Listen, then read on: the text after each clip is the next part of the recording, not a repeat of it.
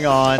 This is City Wrestling Radio, and this is another weekly edition of our retro review, because each week, I'm your host, I'm Corey Smith. I go through a trip through time and space through wrestling, through the wrestling halls, the Cosmos, yeah, with my co-host, Mr. Jose Oseguera. Each week we review Sunday Night Heat, 22 years ago to that date of upload, to be exact. So if you want to catch up to date with pretty much everything in WWF, because you don't have to watch anything else. You don't have to watch Raw each week. You don't have to go back and watch all those old Raws, because they just recap you on Heat, and then we recap all the best here. Parts are here. Yeah. But this week, we are going to talk not just Heat, but we're going to talk real quick. We'll run through the Heat card, and also Survivor Series 1998, the deadliest of games. Live from St. Louis, Missouri. 14 men enter the arena. Everyone gets a weapon, and maybe somebody will make it out alive as the champion. Blood sport, battle royale type. Bunkhouse brawl at the Cow Palace. There we go. But no. Remember when they built that? Do you remember that whole thing? So what is a bunkhouse brawl? Do you remember? It was just a house show back in the day, and they built it where the guy, Chainsaw Charlie, was going to bring in a chainsaw. Hacksaw Jim Duggan was going to bring his board with nails on it. The Rock Don Morocco would bring a bag of rocks. I don't know. Yeah. But yeah, it was announced like everybody was going to bring a weapon, but then when you showed up at the arena, nobody brought anything, just but their bare trunks. They're like, what? We were supposed to bring a weapon? No. Only Hacksaw brought his board? Because there's supposed to be a bunkhouse brawl match happening. I haven't seen AEW this week, so at least not yet. So yeah, no, they're about to have one on AEW Dynamite, so that's okay. But anyways, we're here to talk about Survivor Series 1998, 14-man tournament for the vacant WWF Championship. Real quick, what did you think of the show, kind of overall, the entire night? Really, really cool. We spoke before the recording, and I mentioned how the Mick Foley story unfolded really well, with him being, stripped down to the core of Mick Foley, where he entered as the tuxedo wearing McMahon, jockstering, I don't know, wannabe. And by the end of the night, he was run down. Well, we'll talk about it and see what happens. But he was stripped of who he was and rebuilt. And like I said, this is probably one of the best storylines leading up to this championship. To The Rock winning the title. To everything happening, because everything, like I said last week, we had The Rock kind of going face to face with Vince McMahon, and the Raw the week before he got arrested, somehow was bailed out, and so I think it's really good storytelling. There's the Stone Cold stuff is a little convoluted. Because it doesn't make sense why Shane signed them to a 5-year contract just so they could make him suffer for 5 years. Well, I think you're signing him to make yourself suffer for 5 more years. All they do is complain about Stone Cold every week. That damn Stone Cold. We're gonna fire him. Sign him for 5 years. Well, just fucking fire him then. Yeah, you're right. Well, maybe it could be a sense of, we want to make sure your life's a living hell. Yeah. But why complain about it every week before that? Even before he was fired, we're going to fire you. We're going to fire you. It's never been, I'm going to make sure your life is hell. It's just they got the idea out of nowhere, I guess. Yeah. Kayfabe-wise. Kayfabe. We're going to get into all of that. Before we do, don't forget to like, share, and subscribe at City Wrestling Radio on Instagram and Facebook, and at CWR415 on Twitter.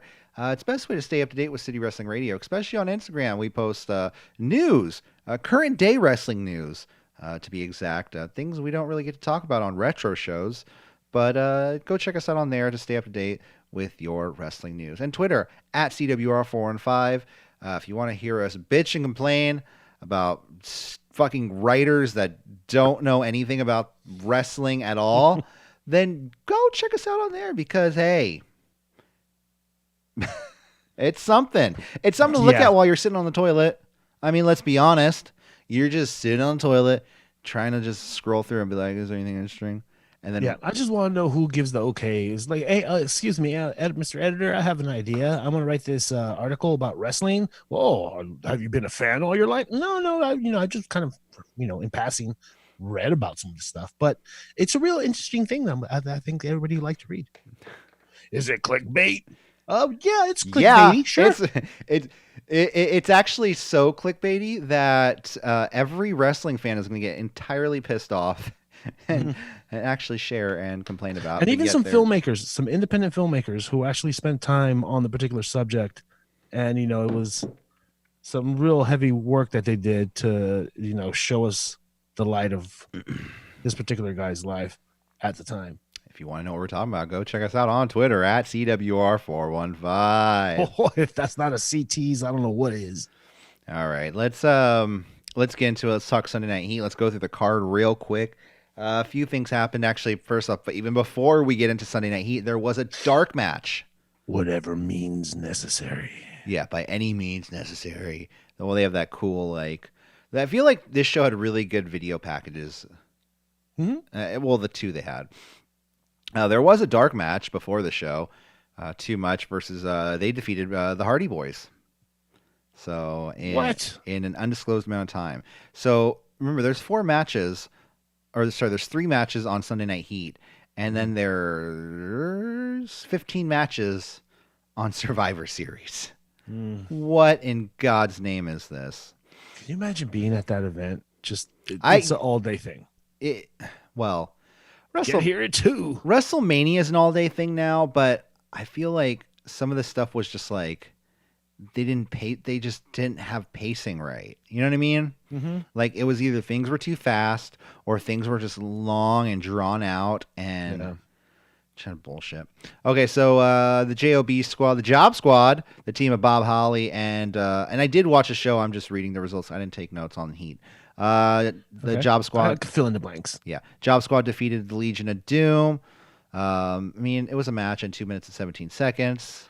Bob Holly still has his hair, and that's always interesting. Okay, well, crowd super hot. You can tell this is a pay-per-view event. Yeah. Yeah, they're getting into it. It's Sunday Night Heat too, and they still have all the pyro and everything for Sunday Night Heat.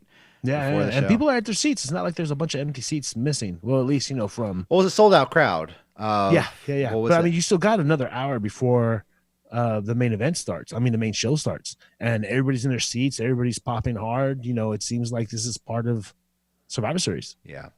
No, it was actually the sellout card was 19,000, but for some reason they said 21,000 on the screen, which is weird. I don't know why you would bump it up 2,000 unless like WCW had 20,000. Yeah. I don't know. Okay, so Doomsday Device leads to bad timing, but Al Snow head in gives JOB the win. And as we know, Head still is sporting a sock headband, so that he stole from a Socko band. A Socko band that just draws, or not draws, sorry. Al Snow. Yes. Stole from Mankind. Val Venus defeated Tiger Ali Singh in a singles match in 2 minutes and 36 seconds. I forgot. So Tiger Ali Singh, because I just remember him from the Attitude Era. Maybe it's because that's when I really started paying attention to wrestling. But apparently he was around like far before that, right? I don't remember him. Okay. Before this, maybe he's just been, always been relegated to, because he had that thing where like people, like he would like feed people dog food and he would give them money for it.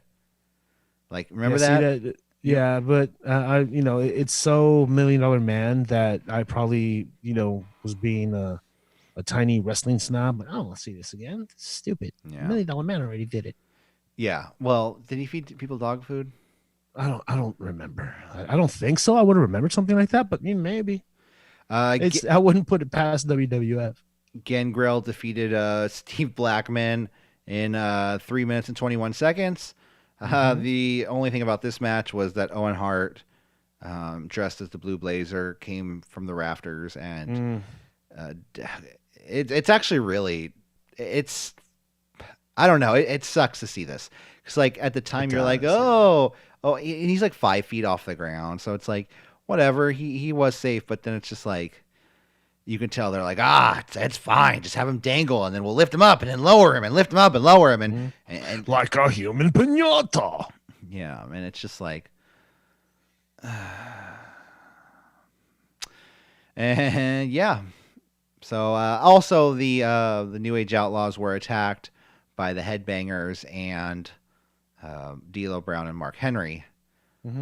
Going into the main show. Everyone brawls at the end of the show of Sunday Night Heat. All the competitors in the Deadly Games tournament, all 14 of them, and they're like, "We'll buy our pay-per-view, bye!" Yeah, and I'm like, wait a minute, where's Sting? Where's Hall? Where's Nash? Where is everybody? Hey yo, they're all doing something else. Hey yo. All right, now I'm gonna pull up my actual notes because now it's time to get into it. It's Deadly Games, like you said, St. Louis, Missouri, from the Kiel Center, St. Louis, Missouri. The song for the show, Deadly Game by one Jim Johnston.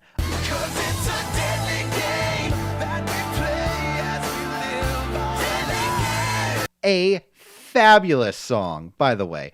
I love that song. It was very funky. It had a very hard bass line.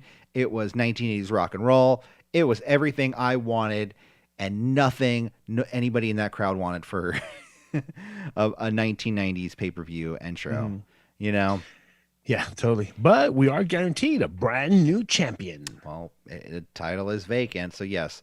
The winner of this tournament will walk out of the Kiel Center as the new WWF champion. Kick it off with a Survivor Series with a video package, that shows, which I feel like if you've watched 1 second of WWF in the Attitude Era, you would have seen this video package at least once because I believe they reused it for the Don't Try This at Home, right? Am I right or am I wrong? And maybe even for the beginning of Raw too. Because it's just everyone, they're all just doing stuff like in a warehouse, like Mankind just sitting in a corner in this warehouse. Like Rock is like doing like pull-ups on some like steel beams. Ken Shamrock's just yelling at a wall. It might have been a commercial to a video game too. Yeah. Yeah. It honestly, like, I was like, they must have reused this. You know, they're just all saying like, this is by any means necessary. This is what I'm going to do to win the tournament tonight. By any means necessary. By any means necessary. It cuts to Al Snow. He's like, by any means. Just keep going, Al Snow. You're fine. It was definitely used on Heat. Yes. No, it was. Yeah, the single elimination tournament for the WWF Championship. Kane and Undertaker given a bye in the first round, so each other can face in the second round. In the first round matches, we have Triple H versus The Rock, Goldust versus Ken Shamrock, Mankind versus Question Mark, Jeff Jarrett versus Al Snow, X-Pac versus William Regal, and Stone Cold versus Big Boss Man, right? Am I forgetting one? Well, mystery. No. He was, no. You're right. I ruined it. Oh, I'm sorry. No, it's fine. We start off again with Vince McMahon. But we have to be let known that these matches are going to be high-paced, intense matches because they're only a 10-minute time limit, and we got to see people not feel each other out and go straight into the action. There's a sense of urgency going on because of the time limit. Well, yeah, and like I said, this could have been paced better if they had a couple of matches a week before, maybe. You know, like 2 weeks before. The first round going into I think the first round should have happened on Raw. Going into this, that's honestly what I think should have happened, and then add a Survivor Series match into it. You know, a 4-on-4, whatever, just in the middle of the show, just to make it Survivor Series, like a losers bracket. Yeah, exactly. You know, just 4-on-4. The winners, I don't know, or 5-on-5 is technically what it is nowadays. Whoa, the people making the last pin get to fill in on buys for the future. Yeah, for the second round. Vince comes down in his wheelchair. He's been doing the wheelchair promo for weeks. He says, "I promised you a new WWF champion. This will be a Survivor Series you will never ever forget." I love how because Vince gets up out of the wheelchair, right? And he He's like wobbling his legs. He's like, whoa, whoa. And you learn like later in the night, like the whole thing was a fucking ruse. The acting. Yeah. Which I just love Vince for that. Vince introduces Mankind. Mankind, he comes out. He's the newly minted Hardcore Championship in hand. I believe it was handed to him. It must have been this last Monday, right? Yeah, we didn't see the strap under him last the week before, yeah, on Heat. So it's gifted to him on Raw by Mr. McMahon, or as Gerald Briscoe would call him, Mr. McMahon. Very cool title too. Vince introduces amalgamation of all these other titles. No, it was who broke the Winged Eagle title. There was one point where somebody broke it up with like a hammer, and some say that point where they broke it with a hammer, they just took that the artifacts they had of that and just like, here you go, make a title out of it. So as I said, Mankind does have a mystery opponent for the night, and Vince McMahon introduces Mankind's opponent. Fans, I love how the fans are chanting for HBK. You're like, it's not going to happen, guys. He's building up Mankind's opponent as he goes, tonight, the mystery opponent that will square off against Mankind. This legend made his WWF debut in 1990. Over the course of 6 years, his charismatic superstar boosted a win-loss record that set new standards in the WWF. This natural athlete who jumped ship to the WCW after suffering a massive shoulder injury, he has been on the shelf for the last 2 years with his career on the line.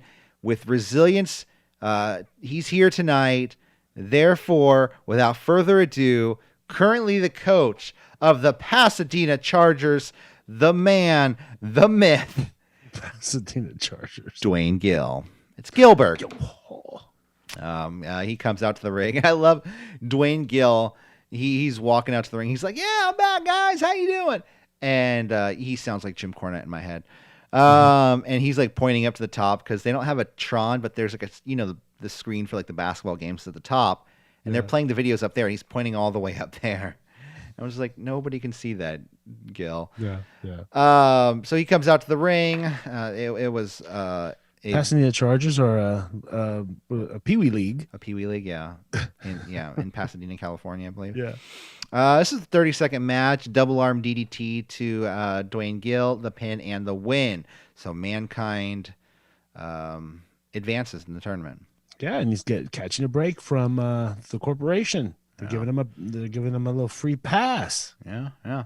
Well, yeah. I feel like they could have just given him a pass to, I don't know. You know what I mean? Like, well, this was, a physical. Yeah. You got to make him earn it, right? You got to make him earn the finals. Yeah. It cuts backstage to Sable, and I forgot to say on Heat she was attacked by Jacqueline because that's intricate and necessary to the storyline.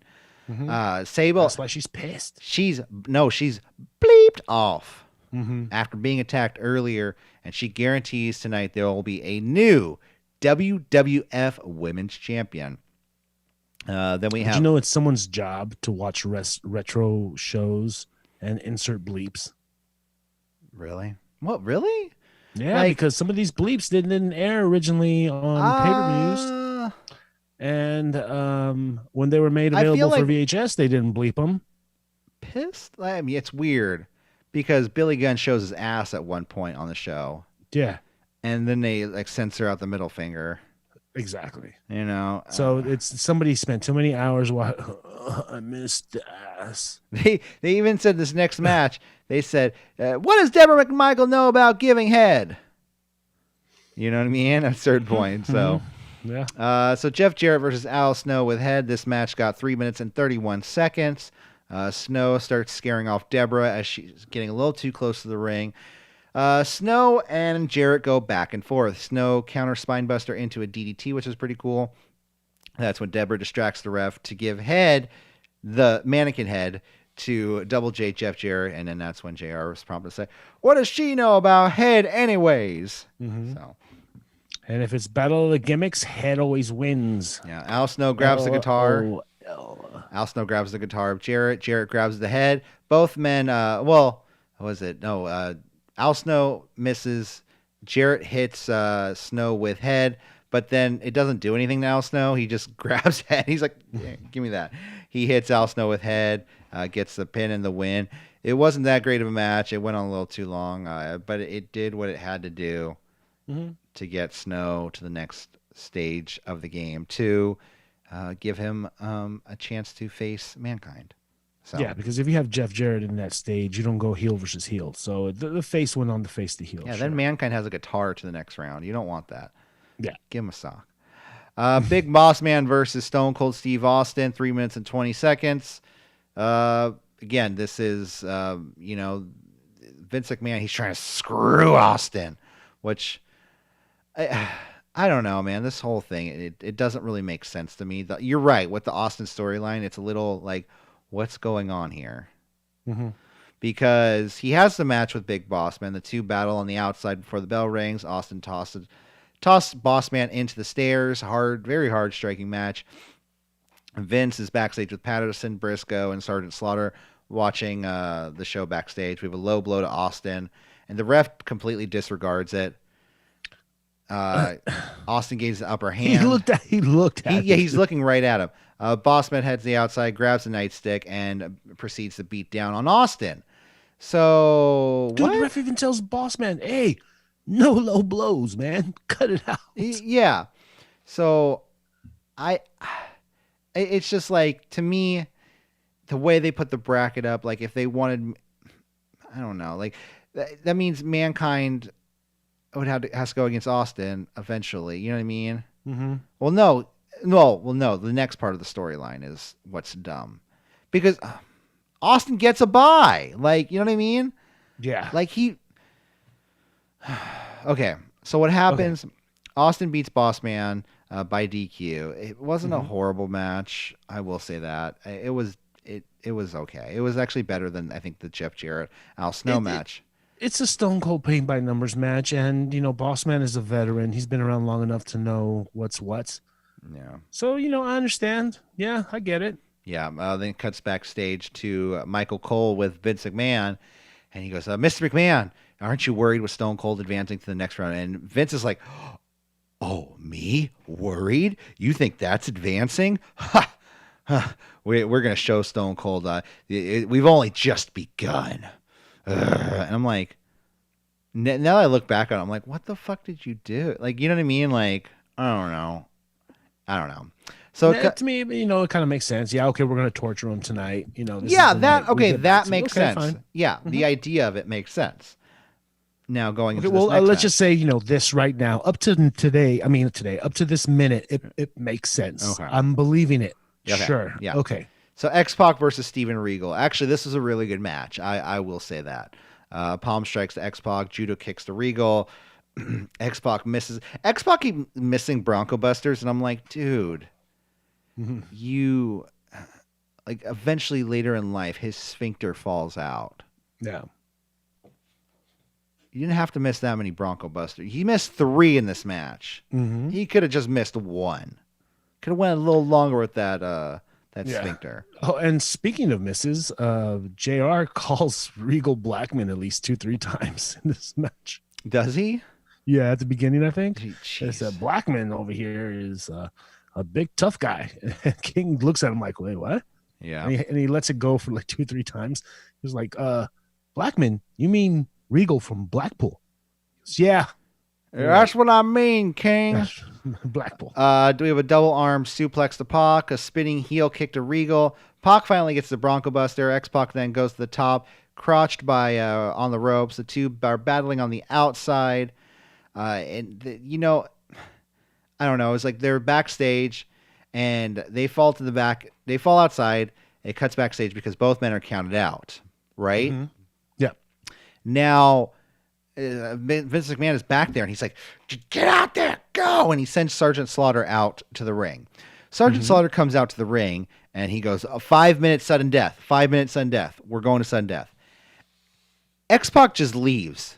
He's walking up the ramp and he's like, I can't go. I can't go. My But shoulder, I there can't was, go. they ring the bell. Yes, they did. They Yeah. rung the bell. Mm-hmm. X-Pac has already went to the back with the help of referees. Like, somebody wasn't communicating. Like, Yeah, yeah. obviously Because X-Pac was hurt, is what I'm yeah. thinking. Mm-hmm. You know what I mean? I think X-Pac was hurt and couldn't go on, but they didn't communicate that to Sergeant Slaughter. During the match, there was I want to say there was like a fireman's drop or like Double arm suplex or whatever. it's one of those suplexes where you hold the leg. It looks like a perfect plex but reversed. Okay. If you saw it, but it looked like X-Pac caught his head on the mat. Yeah. And he was a little woozy because Regal went over to get the cover, and it was a 2 Are count. you okay, and then mate? Something happened where he went for the cover again, and I think he was buying time. So Could then be. he might have got caught twice because he was holding his shoulder on the way out. But what makes this really funny is that they go backstage to Vince McMahon, and Vince is questioning the match like, Austin gets the bye? Austin gets the bye? But they didn't ring the bell to conclude this match. No, they did. No, not yet. And then Regal runs to the back like he's chasing X-Pac. X-Pac. Yeah. And then they ring the bell after that. So they ring the bell to start the match for the overtime. They never ring the bell to end it because we'd never know. Because it, by all definition, Regal won the match because they rang the bell before he ran out. But he hadn't run out when Vince was saying bye. What was the planned finish, though? Like, that's the planned finish was probably get. Always a double count out. Then why did they send Sergeant Slaughter down there to restart the match or give a 5-minute? You know what I mean? I think that was part of the plan, but they didn't expect X-Pac to be hurt. So X-Pac was like, screw it. I'm hurt. I'm walking to the back. But okay. Then Regal can walk and they could still execute the double count out. But if X-Pac wasn't hurt, that's what I'm saying. What would have happened? I know what you mean. Yeah, because Vince didn't want a double count out. He sent it to OT. Why would they restart it again? Then who would have won the match? Yeah. Would there have been was there an actually planned finish for this match? Or were they like, okay, it's going to end double count out. We'll go into 5 minutes on death. And, but then it's like, where does that, it's like they're just saying like 4 divided by 2 equals 9. I'm like, yeah. What? Then you would think Regal would have got the win then, right? Being that, faces go face heels and. But then there would have been another match on the show. Then it would have been Austin versus Regal. Which would have been a squash. I don't know. I will say this, though. The King, Jerry Lawler, he is singing Steven Regal's entrance music as he comes down. He's like, what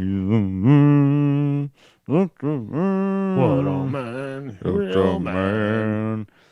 Yeah, so X-Pac goes to the back. Regal runs after him, and Vince is furious. So if this was something like this was Vince's shoot face, I could see Vince being this pissed.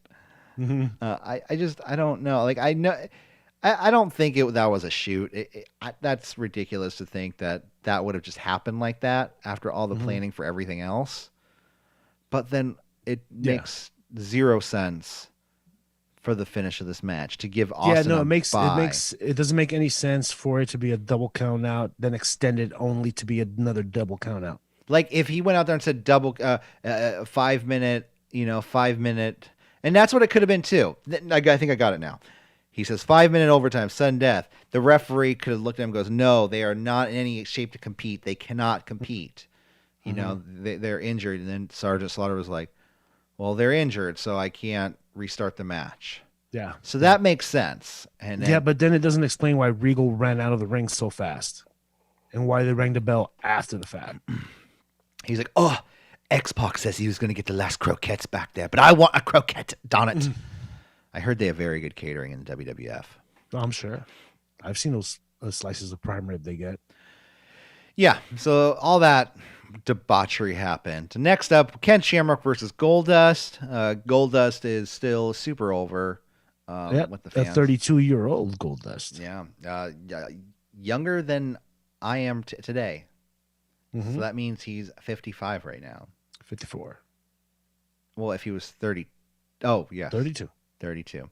Well, 32 depending on plus what day his 22. birthday. Well, no, it's today. To date. Today's his birthday? No, to date. Oh, like yeah. we're doing, Yeah. Gotcha. Goldust sets up for the Shattered Dreams and a Hurricane. I don't know. This match was a little too long for me. It was, but you know what? Dustin saved this match for being a total collapse. Like, I because kind of dozed Shamrock off a did little not bit. meld well. Shamrock did not meld well with Goldust, but Yeah. Dustin tried with all life he had inside of him to save this match, and he did. He saved it from being a clusterfuck, but it was still pretty bad, pretty long. It was this close to getting booed, but Goldust, he sensed it in the crowd, and he turned it on when he had to, and went by the rules when he didn't. Yeah, so it's funny because Shamrock's, 1998 at this point, Shamrock's contract is almost up with the WWF. Although I do believe like the WWF had an option to extend his contract and also give him a raise, like without, like I think he definitely has a say in it, but it's not like he can just go sign with whoever. Because at this time there was a whole bunch of people in WCW. Their contracts are coming up, like Jericho, Perry Saturn, Dean Malenko, and we all know where they went. You know what I mean? Chris Benoit was another one. So all Eddie these people, Guerrero. Eddie Guerrero, yes. And then you have people in WWF who were like, it was like Ken Shamrock, someone else, and then they were like, and Hunter Hearst Helmsley's contract's almost up. And I'm like, That's made the right choice. Another podcast, yeah. Shamrock gets the pin or the submission victory and the win. It was an okay match. It was just a little too long. Shamrock killed his match. That guy he can only wrestle with a certain type of wrestler. Yeah. Michael Cole backstage with Stone Cold Steve Austin. Austin's refusing a medical attention because he's just too cool for that. He's too cool to be seen by a doctor. I never got that by wrestlers. Like, why is it like, I'm such a good guy that I got beat up by 12 people earlier. Even Hulk Hogan did this kind of crap. Yeah. Get the doctor away from me. I'm strong. Yeah. It's like, no, dude, just fucking fix my knee and then maybe I'll come out there. Yeah, you will be stronger and faster if you do you that. Just rest it for a week or two. Yeah. So then we cut to what's supposed to be The Rock versus Triple H. And we haven't seen Triple H for like the past month. Yeah. Triple H is still out, not there. On crutches. Yeah. I do appreciate them playing DX's music and Patterson and Briscoe come out and they're just crotch chopping everybody, especially Briscoe. He's not just a crotch chop. It's the old man crotch chop. You know what I mean? That just gives it, like, I don't know, for some reason their arms are shorter. They look like T-Rexes and they're just like, I don't know what it is. It's great. Briscoe says, Triple H isn't here tonight. Mr. McMahon found a replacement for The Rock, and it's the Big Boss Man. Okay, now, can someone please explain to me why we gave him tickets, but he refused to show, so we're going to fine him? What? Well, I feel like, I think at this point, wrestling fans are starting to get a little smarter. Just a tad. You know what I mean? Mm-hmm. You start to see the evolution of the smark, so to speak, the smart mark. And so I feel like they started getting a little convoluted with their storylines. Like, he's... Because remember Chyna was out because they were saying something with the lawsuit and she couldn't be around Mark Henry. But in reality, she's getting like... jaw surgery. Yeah, jaw surgery. So, The Rock just gets an inside cradle on the Big Boss Man, the pin and win. And it was a match and like literally on Wikipedia it says it was 3 seconds long. It's a world record. So 4 seconds is a world record. Well, I think a 3-second match is the shortest match you can have, right? Yeah, a three count. Yeah. 1 Mississippi, 2 Mississippi, unless it's a fast count.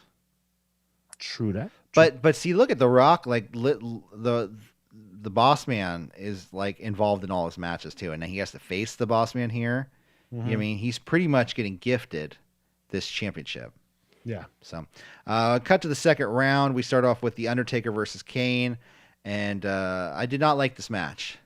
You know why? It's because Undertaker's fighting himself. He's fighting his mirror image, and it's never fun when Undertaker has to shadow box, and we have to watch it. It makes sense, but visually it doesn't pair well. Yeah. The match starts before Kane. They start battling on the outside. Strikes galore, back and forth. Power slam to Taker. Kane goes for the falling elbow on but Taker sits up immediately, avoiding it. Taker working on Kane's knee. Choke slam to Taker. Paul Bearer distracts Kane. And we have a tombstone to Kane and the pin and the win. And Paul Bearer holds down That's the right. opposite leg getting hooked. Yeah. I always love when Paul Bearer gets involved in matches because he gives it his all, but he is just not. Percy Prangle? He is just not athletic. I feel like he has the mind of an athletic person. You know what I mean? No. But you know what he did? At one point, he was on the apron and he ducked a Kane Shooting star press. punch. No, a Kane. He ducked a Kane punch, and he was like really slick and just kind of tumbled down and hit the mat, and then the apron, then came to the floor and just fixed his jacket.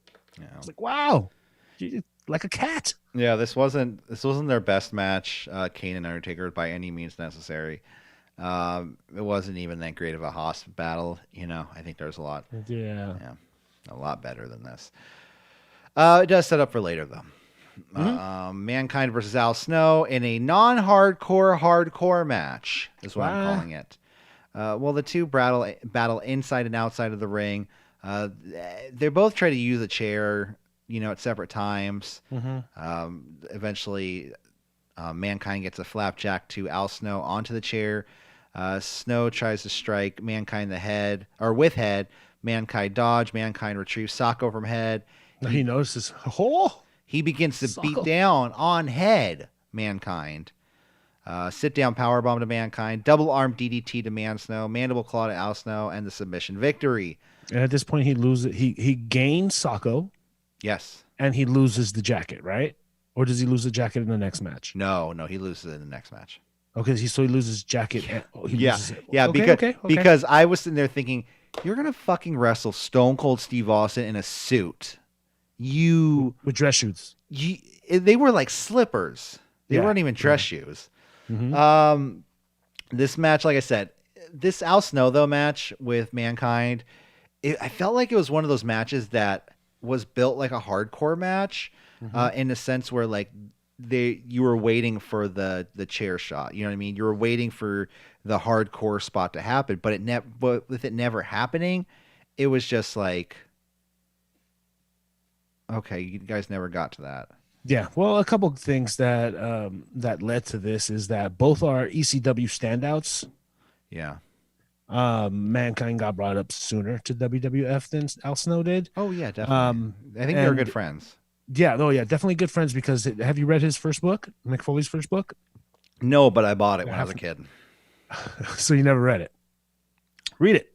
It's good to go back and give a good read. Yeah. But he does some friendly ribbing during the whole book on Al Snow.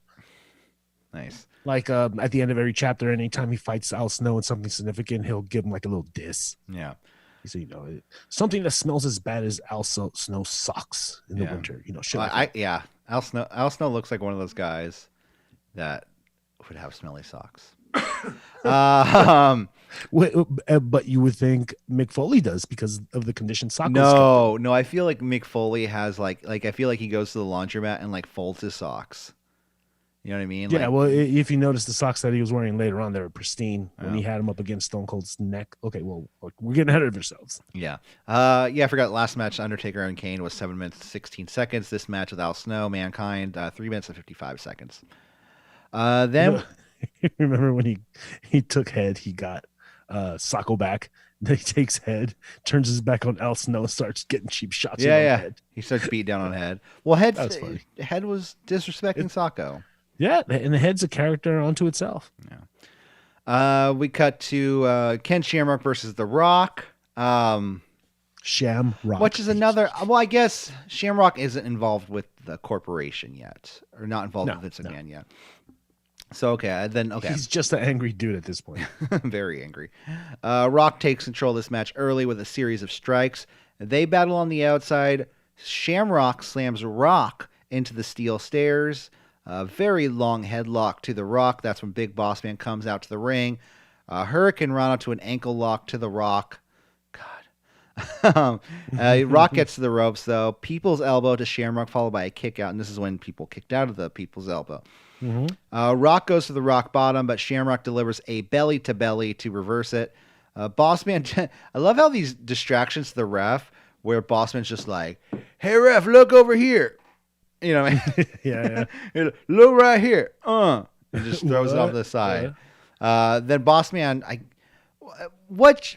In retrospect, if Shamrock wasn't a part of the corporation, who was he throwing that? You know what I mean?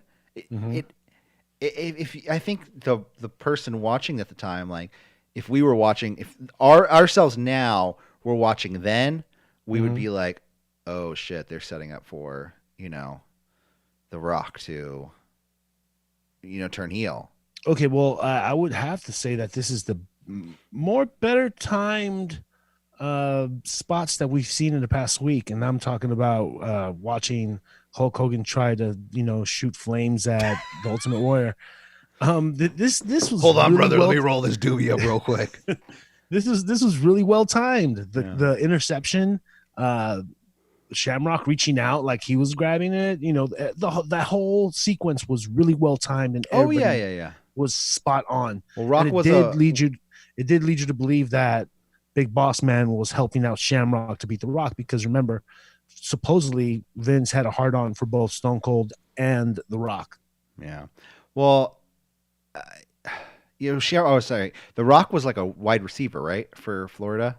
No, or a defensive line. I think he was I thought he was line. defensive line. I think he was defensive line. Yeah. Maybe a defensive end. Yeah. Well, he played football, so I'm sure he can catch a ball or two.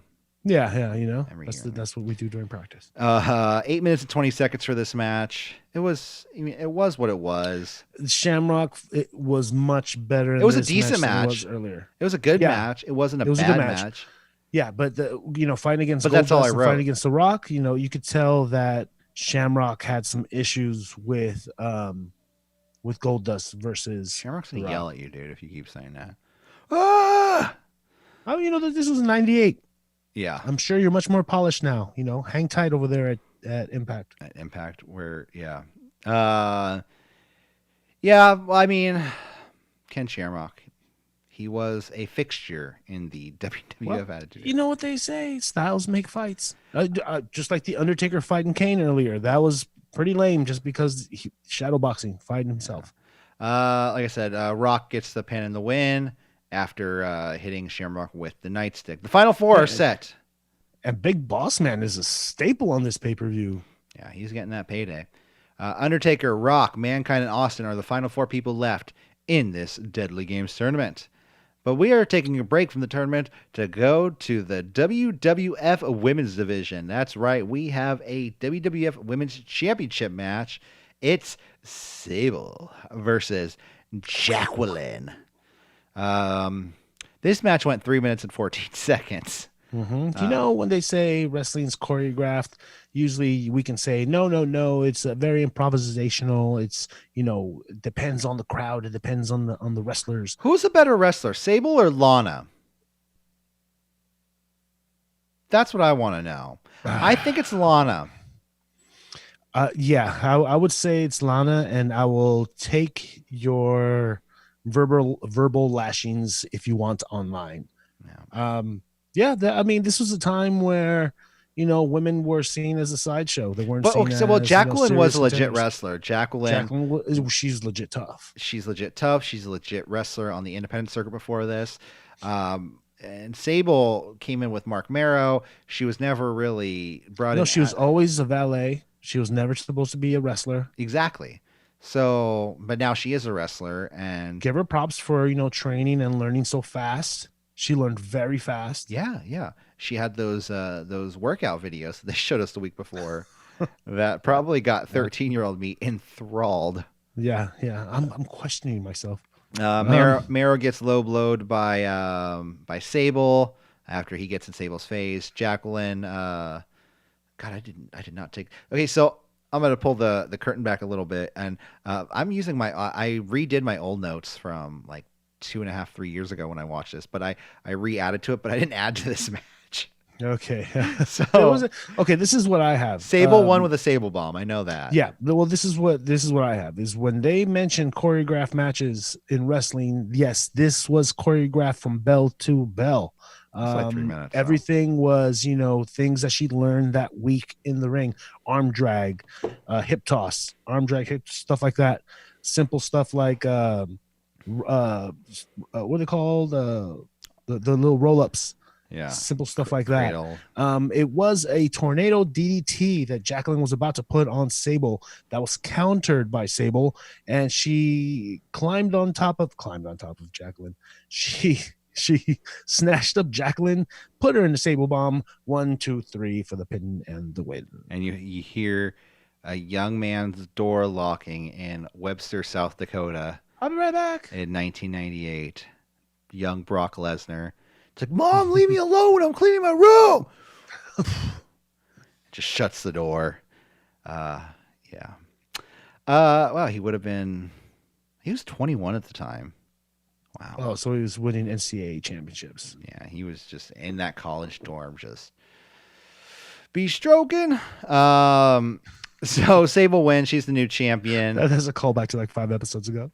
Yeah. What do you call it? Sable is the new champion. So. Congratulations, Sable. You did it. Back from your piss break. Yeah, right? You had 3 minutes and 14 seconds. Let's get back. Mankind versus Stone Cold Steve Austin in a semifinals match. I remember how Stone Cold Steve Austin, there was thoughts of him not being able to compete earlier. They were like, oh, can he make it to the next match? He's refusing medical assistance.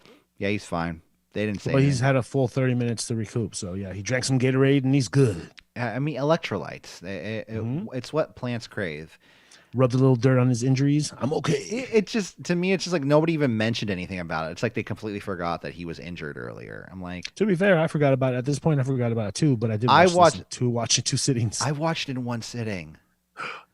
So, like, I'm just like. Well, in 98, we watched it in 1 sitting too. Yeah.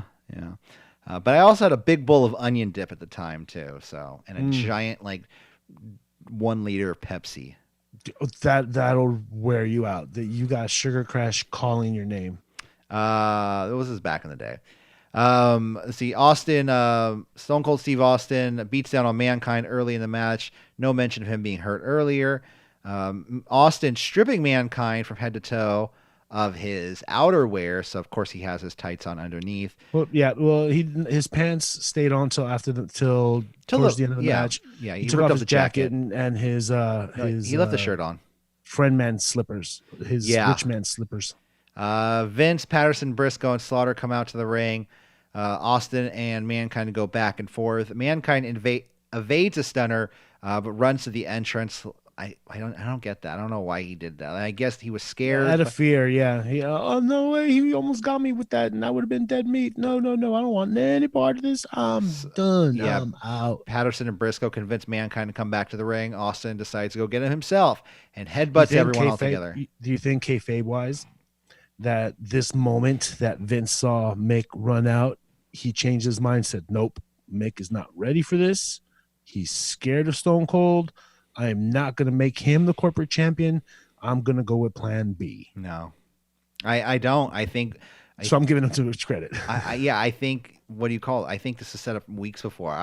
There's a reason. Somebody bailed out The Rock out of jail. Somebody, you know what I mean? Like, but I mean, the same people that gave Stone Cold the 5-year extension. Come on. Well, yeah, it makes no sense either. But, Yeah, so, the Stooges convinced him to stay. What's up? The Stooges convinced Mick Foley to stay. Austin headbutts everyone together. The Stooges and Mankind. Half of mine's, what did Jim Ross say? That's what the meeting of the minds, or the half the meeting of the minds, or something like that. They battle on the outside, double clothesline, knocking down both men. Mankind gets a chair. I don't know why he gets a chair. Like, he's just like, yeah, I'm going to get a chair. It's fine. They're not going to Then why didn't just fucking Vince just be like, it's fine. He can use the chair. Yeah. You know what I mean? Austin kicks it out of his hands. Double arm DDT to Austin onto the chair, followed by a kick out. A stunner to Mankind. Vince then jumps out of his wheelchair and pulls the Rev out of the ring for a 2 count. everyone's like, "Oh my God, Vince McMahon, he can really walk!" And that was just a great acting job earlier when he was all like just wobbling around. Uh, Mankind gets the mandible claw on Austin. Oh, meanwhile, Vince is beating up on the ref. Yeah, yeah, Like he's really exactly. kicking his ass. He hits a low blow and a stunner to Mankind. Out comes the lowly, low life loser ref, Shane McMahon. He comes down. He counts 1, 2. He stops before he counts to 3. He flips off Stone Cold Steve Austin And laughs in his face. but it takes too long for anything to happen. Shane gets out of the ring and Austin's just like, "Oh, you bastard! I'm gonna get you." And Shane's just like, "Yeah, well, you're not." And then she's like, "Well, I'm gonna." And she's like, "Ugh." Yeah, no, I think Mankind blew a spot there. Yeah, it seemed like I think Mankind was supposed to stand up and attack Stone Cold in the corner, and because Stone Cold kept looking at him like, "You're not gonna get up." Fuck you, Shane. Or where are you? Shane, you suck. I should kick your ass. Hello. Shane's like, and we don't do this match any justice, because it was a really good match. It was a hot match. Briscoe and Patterson get in the ring. They hit Austin with a chair. Mankind gets the pin and the win, despite the screw job finish. I think it was it's probably one of the best probably the best match on the show. Well, the main event was really good too. Yeah. But this is number 2. And who was involved in both matches? Bang bang, Mr. Foley himself, Mama Foley's favorite son, baby boy. After the match, Chase ensues. Yeah, the Stooges, Shane, Vince, Bossman, they all leave. Well, Bossman doesn't leave. You could see him. He's just like he just goes to the right. And the McMahons and the Stooges all leave. Austin steals an SUV by commandeers. Just a naked man, just like pulls somebody out of an SUV and just like, "Come on, man." I'm like, okay, that's. So he chases after the McMahons in an SUV, and there you go.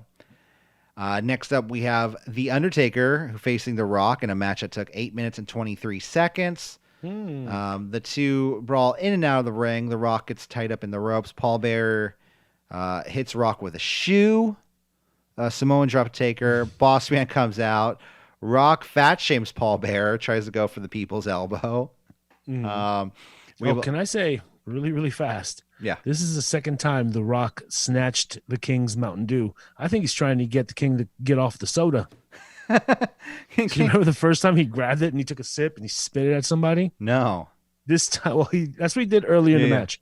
I mean, it must have been during the Shamrock match. And then this time he snatched up the same Mountain Dew from the same announcer, which happened to be Jerry Lawler. Jerry's like, "Come on, man." This time he opens it and starts pounding Undertaker's head, and then he tosses it. He didn't take a sip and spit it. But I think maybe this he is likes Mountain Dew. Maybe young Rock loves Mountain Dew. No, it's not The Rock. It's Jerry the King Lawler that loves Mountain Dew. No, but and this is him getting the Rock takes it and like spits it out, right? Well, the first time he took a sip and then he spit it at I'm guessing Shamrock, and then he tossed it. This time he opened it, but he smashed it on Undertaker's head. Yeah, I mean, so I think it was a little bit. It was a little ribbing on. Maybe The Rock was a Surge fan, or what was the other? What was like the Mountain Dew? Squirt? It was probably be Sprite. It was Squirt? probably Sprite. Are you a Sprite? Squirt. Yeah, it's Sprite. Well, Squirt is grapefruit soda. I don't know what Mountain Dew is. Yeah, Mountain Dew is just like nuclear runoff water. I believe. Yeah. The opposite of Crystal Geyser. Yeah. Boss Man grabs the leg of The Rock when The Rock is looking for the people's elbow. Taker then takes over and hits Boss Man. Taker has Rock by the throat. Out comes Kane. Choke slam to The Rock by Kane. And he gets screwed over. So The Rock wins by DQ. And I mean, like, I don't know. Taker, what do you think would happen if you threw Rock at Kane? Yeah, he looks at him like the Undertaker was shocked. He was like, "I lost? What do you mean I lost? Like, I'm the dead man. My brother Kane, he chokeslammed. Why would Kane chokeslam him? I have no idea." And yeah, it's just like it's like wrestlers don't know the rules of the matches they're in. Or no, you don't know your brother that well. What do you think would happen? Yeah.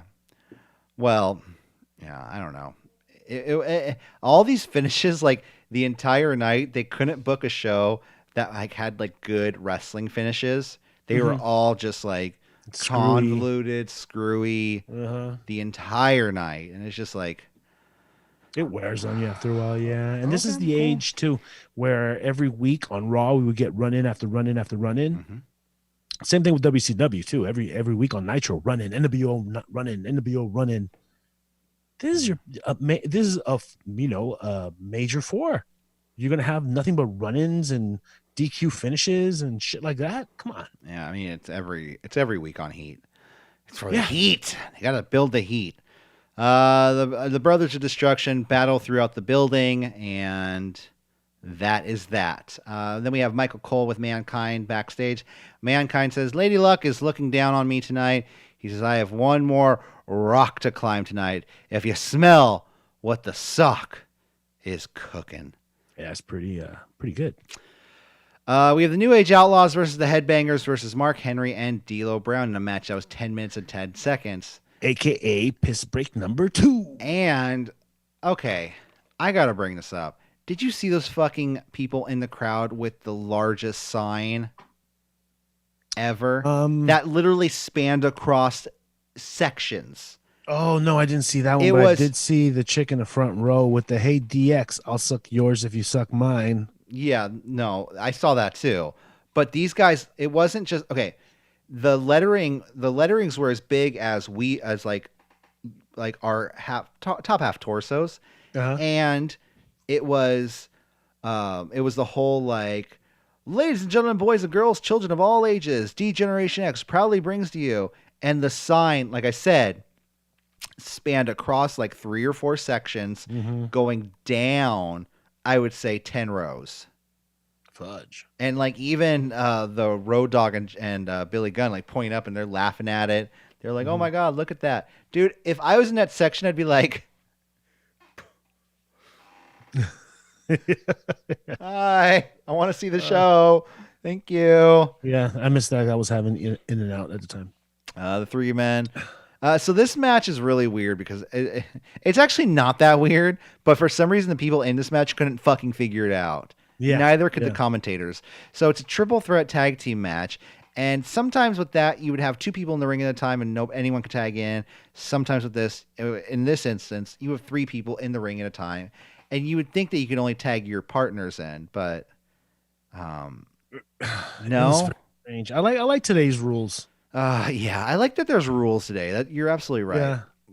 Yeah. D'Lo gets a power bomb to the corner of the Road Dogg. Everyone is super confused, even to the point where Jerry Lawler's asking, "Are there supposed to be 3 men in the ring at the same Hmm. time?" Hmm. Yeah, because at times D'Lo was standing there just watching. Thrasher was there just Well, watching at okay, well, times. okay, hold on. There was a point where Thrasher and Mosh were beating down on the Road Dogg because that was the Hmm. entire match, pretty much. You had the Yeah. heel 2 teams, the Headbangers and D'Lo Brown and Mark Henry, isolating and building the heat on the Road Dogg. But then you'd have Mosh and Thrasher beating down the Road Dogg, and like D'Lo just reaches in and tags Thrasher, so he's tagging himself into Thrasher. So then he gets in the ring to beat down on the Road Dogg with Mosh, but Thrasher wasn't. Even Thrasher's like, "What? Yeah. What Hmm. is your one of your team members should be in the ring?" Like, you know what I mean? Like he was even Hmm. slightly confused as well. So nobody knew what was going on, and it was very confusing. This match goes on for some time with the Headbangers and D'Lo and Mark Henry getting the heat on Road Dogg. We have a hot tag to Billy. Billy cleans house. Famous to Mosh. He's unbeatable. He's Superman here. I don't know what it was. Well, there was a point where Billy Gunn might have almost received a push. This is it. You think? Yeah. Well, did you hear the story about Billy Gunn and his possible other names? Remember when he Oh changed his no. name to the One Billy Gunn? Yeah. So there was a list of names they gave him, and I heard this, and I'll give credit to where I heard the story on Wrestling Observer Radio. But Billy Gunn was given a whole list of names, and one of the names was Billy Bitch Cakes. What? Yeah. Oh. And What's the apparently, bitch cake? His ass? yeah, his ass. as that because he was the ass man. He was the ass man, and then they wanted to switch his name, and he was going to be Billy Bitchcakes. Wow. They chose right. Billy Gunn hit a pile driver to Mosh, and the match just kind of ends. Yeah. Out of nowhere. There's 4 men in the ring, and there's 2 things happening, but the legal man was Badass. And let's not forget, Badass also had those 2 cutouts on his ass. And he also flashed Mosh and Thrasher after the match. Post-match, nobody knew what the fuck was going on. It was sloppy and way too long, even though it was only 10 minutes. And how can you wrestle in the G-est of the G-strings? Well, he had like dental floss up his ass. How can you wrestle in that? I was thinking about it, and I was thinking, like, how can you wrestle with, like, boxers under those? Mm-hmm. You know what I mean? Because they would just get all bunched up. Yeah. And you would just have, like, big random bumps. Mm-hmm. Like, with the Road Dogg's outfit, okay, yeah, he can wear, like, boxers because he's wearing, like, MC Hammer pants. Yeah. But Billy Gunn is, like, we're wearing these, like, short little shorts that don't go, like, longer than probably his penne, you know? Yeah, and his ass cheeks have to be exposed because he has those cutouts in the shorts. Yeah, so... And he had, like, pantyhose lining there to cover that ass cheeks. You got to cover the butt cheeks, even though you're going to show them off later. Yeah. And then we go to our main event. It's main event time. The Rock versus Mankind. We're finally here. It was revealed that Shane, Vince, and the Boss Man are still in the building, giving Boss Man the night off. Vince tells Boss Man, we want to take care of this one personally. So the McCrew is back. JR mentions on commentary, this is where he goes, we're going to stay with this one till it finishes. And the King replies, yeah, you'll get to see this one. And JR goes, well, that's not nice, King. You shouldn't say that. Mm-hmm. It's just like, all right. The Rock is eyeing down the McMahons. The Rock issue strikes the Mankind, taking control early on. Shane and Vince come halfway to the ring, or halfway through the match, they come out to the ring. The fight goes to the outside, leading to the fight spilling into the fans. A very long headlock to Mankind. Vince is whispering into Shane's ears at this point, or his ear at this point. We have a chair shot to the Rock in front of the ref, and I mean, I get there has to be a winner, but why couldn't this rule have been initiated in Mankind's last match with Stone Cold, you know? Yeah. In front of the ref does nothing. Mankind grabs the stairs and goes after Rock, but Rock strikes the stairs down and strikes Mankind down. Very cool, very vicious, very violent, very 90s. With the chair, starts striking the stairs, which I think that spot's so stupid. You could totally, like, Mankind's like in this like V, you know, where the stairs are, and Rock's like hitting this thing, and Mankind's just like, he probably feels like, ow, it bumped my head. His ears hurt more than anything. It bumped my head, Rock. Yeah, but visually it's really cool. Although I will say this, he did give him a hard fucking headshot with the chair right afterwards. Dude. The Rock can dish out some chair shots. He can take it too. DDT to Mankind. Mankind goes for an elbow drop on Rock through the table, but Rock evades it, and Mankind splashes through the announcer's table. My hip felt that. My hip. We have a people's elbow to Mankind, followed by a kick out. Double arm DDT to the Rock, followed by another kick out. Mankind locks in the mandible claw. Rock stays alive, fights out of it, hits the rock bottom to Mankind. Rock then goes for the cover. Mankind kicks out. Both men are down. The Rock then looks at the McMahons, gives them the people's eyebrow. Which at the time could be interpreted as, he's doing an FU. No. He's giving the signal. Get ready to ring that bell, boss man. Not FU. I'm with you. He locks Mankind in the sharpshooter, and Vince McMahon rings for the bell, and they declare The Rock the winner. Is this his first sharpshooter? No, I mean, I'm sure he's done the sharpshooter before. He's used it before? But you know what this is, right? Is the Montreal. St. Louis screw job, yeah. Well, they're recreating the Montreal screw job from a year before. Yeah. And it's funny how Earl Hebner this time, he's like, no, Rock, no, you can't. And then they knock him out. Yeah. And, Vince, Shane, and I love how The Rock's declared the winner. Everyone's like, yeah. And then Vince gets to the ring and they all hug and they're like, yeah. What's going on? What's going on, Rock? We all loved you. Yeah. I love how there's a guy in the crowd this entire night who is like wearing a fucking chef's hat and an apron, and it's like, I smell what you're cooking, Rock. He didn't smell this one coming. And he's supposed to go home and be like, it's not there. You don't get it, Mom. Eh. What? Did your chef show cancel or something? You don't smell what I'm cooking. You don't get it. So The Rock was in on it all along. Vince McMahon gets on the mic. He says, Vince McMahon didn't screw the people. The people screwed the people. And all you people are just as dumb, as gullible as mankind. I'm proud of the two things tonight. I'm proud that Stone Cold was utterly and totally and royally screwed in this ring. And if there's one man who has any more distaste for Stone Cold than I do, it's the man standing next to me, The Rock. Logic. Rock grabs the mic. He says, last week on Heat, when I said I'd rather be the people's ass than kiss yours ass, he goes, I was talking to every piece of trailer park trash out there to kiss my ass. I was like, all right. And then we get Mick Foley playing the role of the crowd, of the everyman, because the audience doesn't understand what's going on. Yeah. So Mick Foley has to ask the question that the audience is asking. He goes, Dad, I don't understand. He goes, for The Rock to have won, I would have to be pinned or submitted. But I did not. My mankind sounds like the teenager from The Simpsons. How you doing? It sounds like a mixture of both.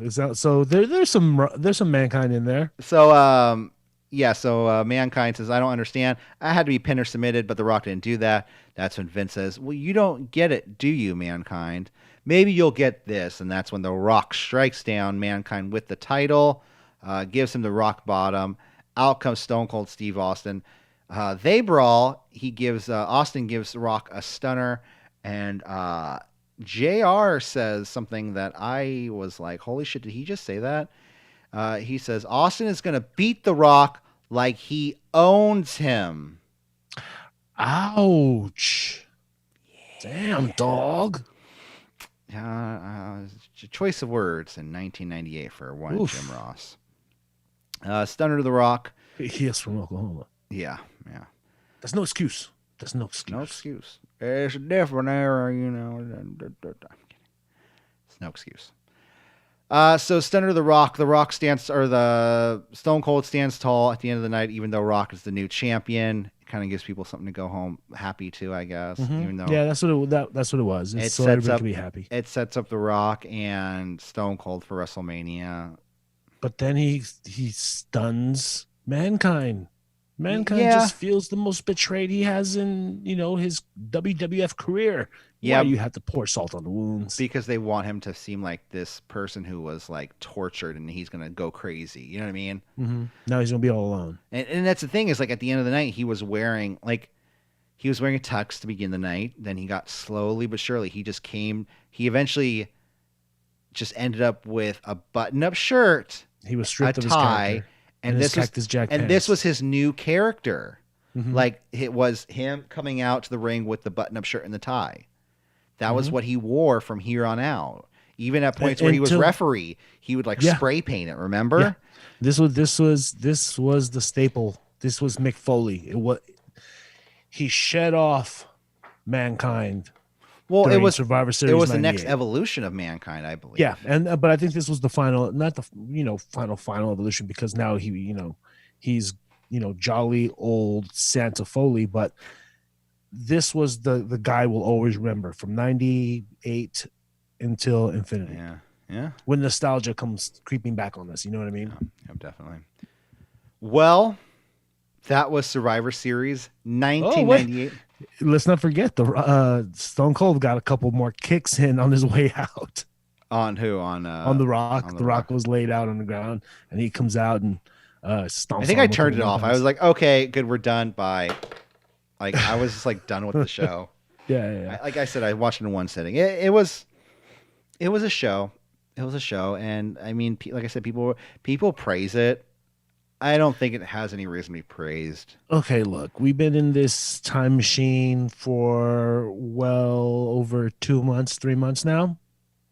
4 months. This is the best show I've seen so far. Yeah, no, it's definitely in that in that bracket. SummerSlam. You think SummerSlam was better than this? Just thinking about The inconclusiveness maybe of it all? because like this is fresh in my head. You know what I mean? And the other one, I'm like, I don't remember exactly what matches off the top There of was my no head. finale. Yeah. Well, there was that good Triple H Rock match, and there was more variety. Whereas I think this Survivor Series, it was just like I felt like nobody was working that night. Well, that's the bullet you have to bite when you do a tournament show. Yeah, Because exactly. all focus is on the tournament. Exactly. Like you had the like Mankind come out. They were like, "Do you smell what the Rock is cooking?" And they'd be like, "Next match, do you smell what the Rock is cooking?" Mm-hmm. And then D'Lo Brown and Mark Henry still the fucking Rock's theme music. Yeah.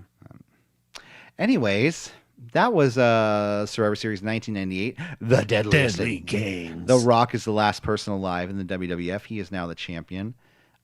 He gets his criminal record expunged, but per the rules of Battle Royale. He survived the Running Man. Yes, he won the Hunger Games. Yeah. He won. I ran out of metaphors. The Maze The Runner. Purge. The Purge. Yeah. Anyways, guys, I think that about does it here for us tonight. We're gonna get out of here, and I'm probably gonna eat some food I probably shouldn't be eating right now. Yeah, So- I should have took a pee break when we talked about the tag team match, the triple threat. Or Because when now I we had really to, got to take a pee break. or when we had to completely start over. Guys, thank you for tuning in today. We'll see you guys later. Have a wonderful day. Goodbye. Bye-bye.